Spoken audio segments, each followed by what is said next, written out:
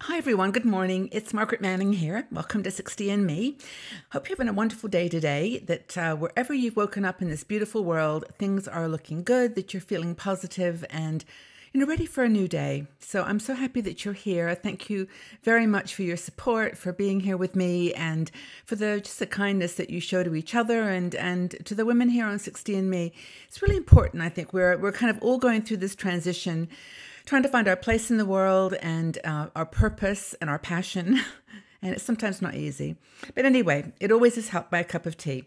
So I'm having my cup of tea this morning. It's puka or paka. It's the matcha green tea with ginseng.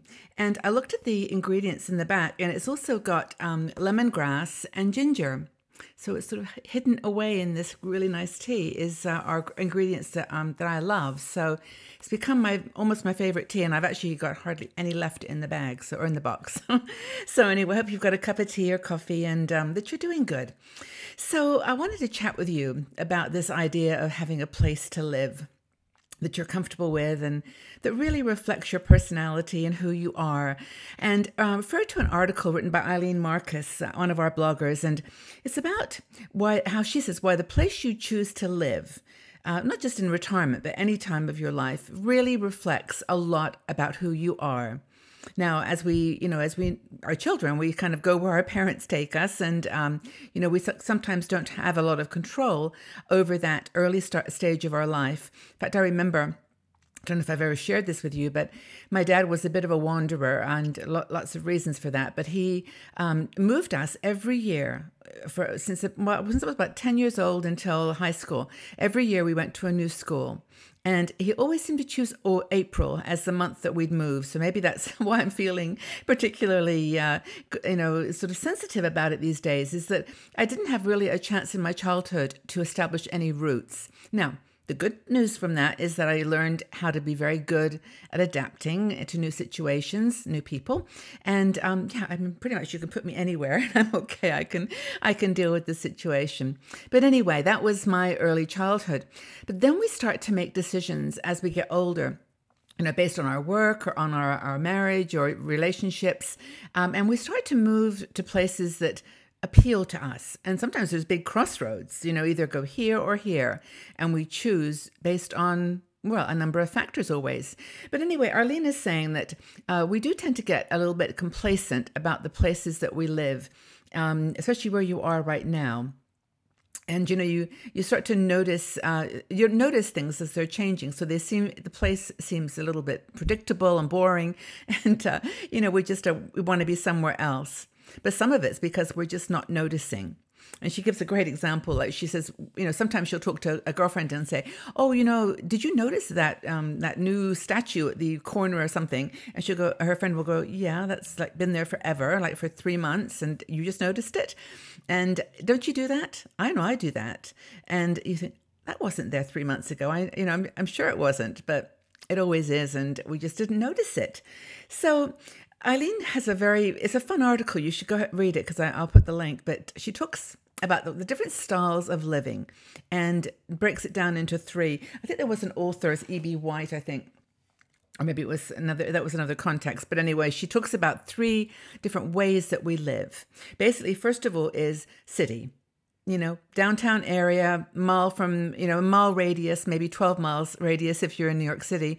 But a place that's downtown, lots of mixed environments, shops and living accommodation on top usually of the stores, and more maybe ethnic diversity, more people passing through, and big mass transit system. If buses, trains, we're very well connected. That's the city, if you like that.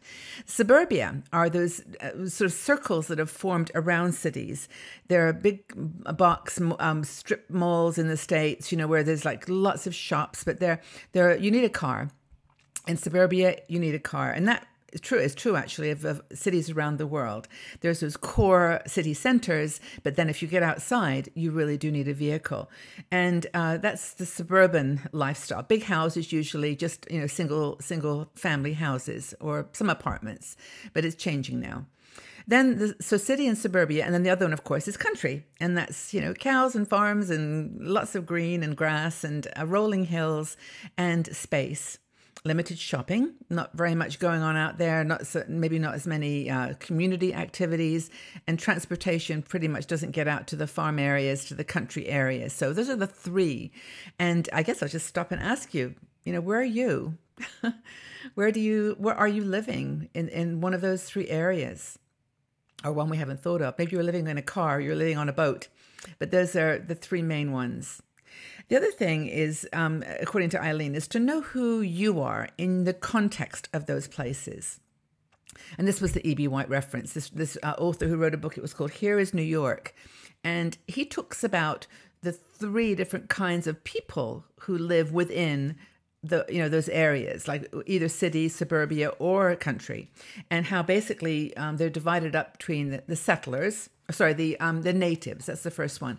Natives are the people who were born there. They've always lived there, and that's their place. That's where they were raised. That's where they have family. And they're proud to be there. And there's kind of almost a passion and a ownership of the place, a pride in the place. So that's the first group, is natives. They provide stability, to a place, according to Eileen. And I think that's true, that people that are born in a place have a pride if you still live there. The other one is people who are settlers. And these are people who are, they've moved to this place for some reason, for work perhaps, or because they just like the area, or they like the culture or the region. Maybe there's a university there, or there's other things that draw you to the place, but you settle there. And you make it your home. You're not a native, but you can be. And it's that in-between stage of just settling in a place. It's just where you choose. You choose to live there. And then the third one are people who are commuters. And they're people who are living in one part of, like they're maybe living in the city, but they commute out into the towns to work, or vice versa. There are people that are almost people of convenience in a place. It's not their home. It's not the place they've chosen, but it's where they are. They're commuters. And I thought he was talking specifically about New York, which I think these really are easy buckets in a place like New York. But when you get outside, it's a little more, the lines are a little bit blurrier. But still, it gives us a context for thinking about who we are in the context of where we are. I think it's really important. And as Eileen points out throughout this article, it really does matter. It defines you. Which role you're playing and which person you are in those places. But anyway, she says, and I think this is super important, and I'd love to just open it up now to a conversation, is what are you?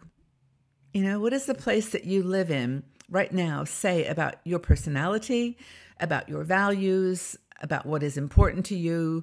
And maybe that will help to start a conversation. But she says, say it loud, say it proud, wherever you are, whatever your role. Now, you may not want to be there. You may have a different goal to get away from it or change your place. But, whatever your goal is right now, or whatever your place is right now, just answer that question. Is it country, city, or suburbia? And are you a native, a settler, or a commuter? So Eileen gives her examples, and maybe just for me, I guess I was born a native. My city was London. I lived there for most of my early childhood, so I was a native. London always has been my heart city. I always feel very comfortable when I go there, and it is my place. It's my home. Deep down there, it's my home. Then I became a settler in a country environment when I moved to Canada, and then back to England. But I think that I always lived in more rural areas, and I was a settler. Wherever I landed, I chose to be there, and I enjoyed it. I made the best of it. I got to incorporate my interests into the society. And then, of course, now I'm a settler in I would call it a suburb, because the town I live in is not a city. It's not country. It's a suburb of maybe Zurich. It's in that 20-mile radius of a big city. So that's where I am now. But I've been a native and a settler. I've never commuted, other than when I lived in London. I guess later on I commuted from the country. But most of the time I've been a settler or a native. So anyway, where are you on this huge, wonderful spectrum? Where are you living? City, country, suburbs? Where would you want to live? And also, what is your type? Are you a native to where you're living? Are you a settler, or are you a commuter? I think it's really fun. I'm actually really looking forward to hearing what you have to say and reading your comments and joining in the conversation. Like, we talk about this now and again, but it's a little bit different angle. So let's have a chat about, do you live in the city, country, or suburbs? And are you a native, a settler, or a commuter? All right, everyone. Well, have a fun day. Have a good conversation with each other. And I do look forward to speaking with you all again really soon. Take good care of yourselves. Bye-bye for now.